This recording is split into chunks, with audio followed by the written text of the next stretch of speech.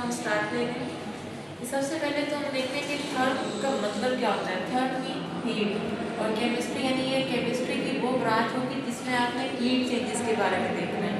तो डेफिनेशन अगर प्रॉपर देखी जाए तो ब्रांच ऑफ केमिस्ट्री, केमिस्ट्री की वो ब्रांच जिसमें हमने क्या डीलिंग करनी है, स्टडी ऑफ रिलेशनशिप किस किस के दरमियान में, हीट के दरमियान में एंड केमिकल रिएक्शन।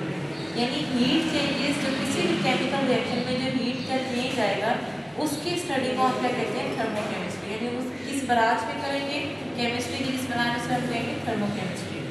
अब यहाँ से कुछ इंपॉर्टेंट नोट्स हैं, इसके इंपॉर्टेंट पॉइंट्स हैं कि जब भी कोई केमिकल रिएक्शन होता है तो उसमें या तो बॉन्ड की ब्रेकेज होती है या फिर बॉन्ड फॉर्मेशन, यानी दोनों चीज़ें एक साथ हो रही होती हैं।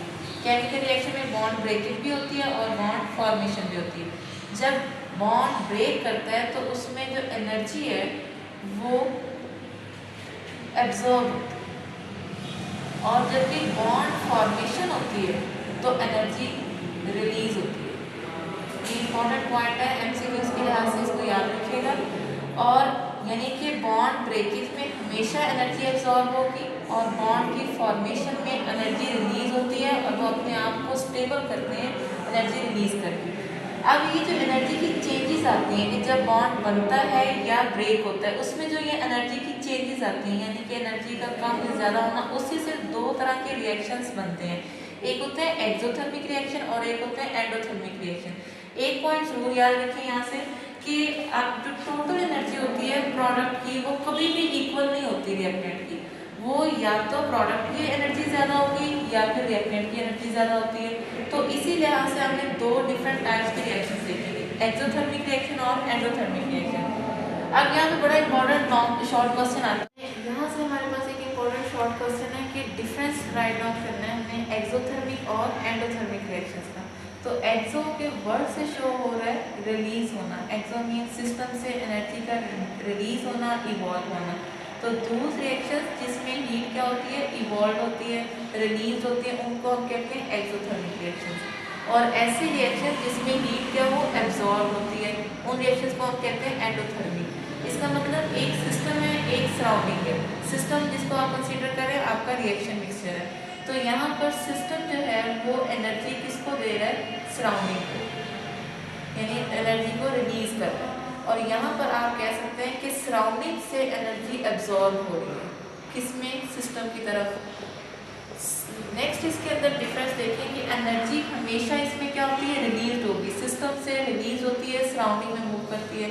और यहाँ पर एनर्जी क्या होती है, गिवन, हमें देनी पड़ती है सिस्टम को, तभी वो रिएक्शन जो है इनिशिएट होता है।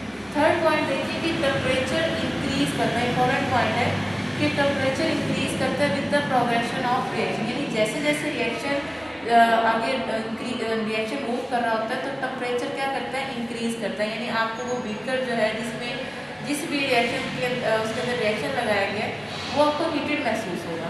तो यहाँ से हम कह सकते हैं कि जो हमारे पास हीट चेंज होता है, रिएक्टेंट से किसकी तरफ जा रहे होते हैं हम, प्रोडक्ट की तरफ। अब रिएक्टेंट की एनर्जी होती है ज़्यादा, प्रोडक्ट की एनर्जी क्या होती है, कम। तो जो रिमेनिंग एनर्जी, क्योंकि यहाँ पर आप सपोज कर लें अगर 30 किलो जॉल पर है, यहाँ प्रोडक्ट में वो 20 उसने यूज़ कर ली, अब जो रिमेनिंग 10 है वो क्या होगी, वो सराउंडिंग को रिलीज हो जाएगी। यहाँ पर आप देखें तो टेम्परेचर डिक्रीज करता है with the progression of reaction, यानी इसने सराउंडिंग से एब्जॉर्ब करनी है। इसमें रिएक्टेंट्स प्रोडक्ट्स की तरफ अगर मूव करते हैं तो प्रोडक्ट्स को ज़्यादा एनर्जी चाहिए रिएक्टेंट्स की निस्बत, तो ये क्या करता है, एनर्जी को एब्जॉर्ब करके तब रिएक्टेंट प्रोडक्ट्स की तरफ मूव करते हैं।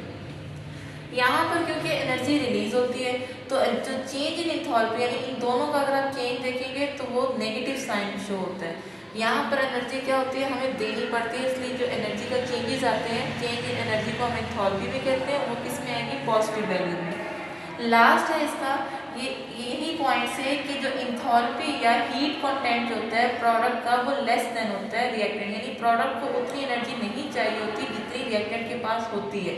तो जो एक्स्ट्रा अमाउंट में एनर्जी होगी वो उससे क्या हो जाती है, उस सिस्टम से रिलीज होती है। इसलिए आपको वो बीकर, वो रिएक्शन जो असेंबली जिसके अंदर रिएक्शन लगाया जाता है वो आपको हीटेड महसूस होगा और ऐसे रिएक्शन को हम एक्सोथर्मिक रिएक्शंस कहते हैं। यहाँ पर जो हीट कंटेंट होता है प्रोडक्ट का वो ग्रेटर होता है, देन द रिएक्टेंट्स है, यानी प्रोडक्ट बनने के लिए ज़्यादा अमाउंट में एनर्जी रिक्वायर्ड है, तो रिएक्टेंट पहले वो एनर्जी जो है सराउंडिंग से एब्जॉर्ब करेगा, तब वो प्रोडक्ट की तरफ मूव करेगा। यहाँ पर हमारे पास एग्जांपल है, जैसे कार्बन प्लस ऑक्सीजन, ये कार्बन मोनोऑक्साइड और ऑक्सीजन ये दोनों रिएक्ट करते हैं तो कार्बन डाइऑक्साइड बनती है।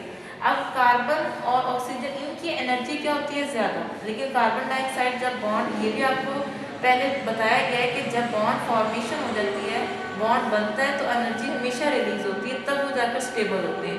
लेकिन जब बॉन्ड ब्रेक होता है तो एनर्जी गिवन देना पड़ती है। तो डीकम्पोजिशन रिएक्शन हम कह सकते हैं कि एनर्जी लेते हैं जिसमें टूटते हो बॉन्ड, और फॉर्मेशन में क्या होता है कि एनर्जी जो होती है वो रिलीज होती है। तो यहाँ पर कार्बन और ऑक्सीजन जब कार्बन डाइऑक्साइड बनाते हैं तो इनको जितनी एनर्जी इनके पास थी उससे कम चाहिए थी कार्बन डाइऑक्साइड की फॉर्मेशन में, तो बाकी जो एनर्जी है वो रिलीज हो जाती है -397.7 किलो जॉल पर मोल। किलो जॉल पर मोल जो है वो यूनिट है हीट का, एनर्जी का, तो यहाँ पर आप मेंशन करेंगे। यहाँ पर एंडो में देखें तो वाटर जो है वो डीकम्पोज हो रहा है अपने रिएक्टेंट्स में, यानी हाइड्रोजन में और ऑक्सीजन में। तो जब डीकम्पोजिशन रिएक्शन होते हैं तो वो एनर्जी को एब्जॉर्ब कर इसमें ब्रेक डाउन होती है। तो इसलिए यहाँ पर जो हीट कंटेंट आपको शो हो रहा होगा वो जो इकॉनमी चेंजेस है वो प्लस वैल्यू में शो होगी। तो इसके अलावा भी बुक्स में और भी वैल्यूज हैं। ये बहुत इंपॉर्टेंट शॉर्ट क्वेश्चन है, इसको अच्छे से करें। अगर कोई आपका क्वेश्चन है तो कमेंट सेक्शन में मुझे बताइएगा। अल्लाह हाफ़िज़।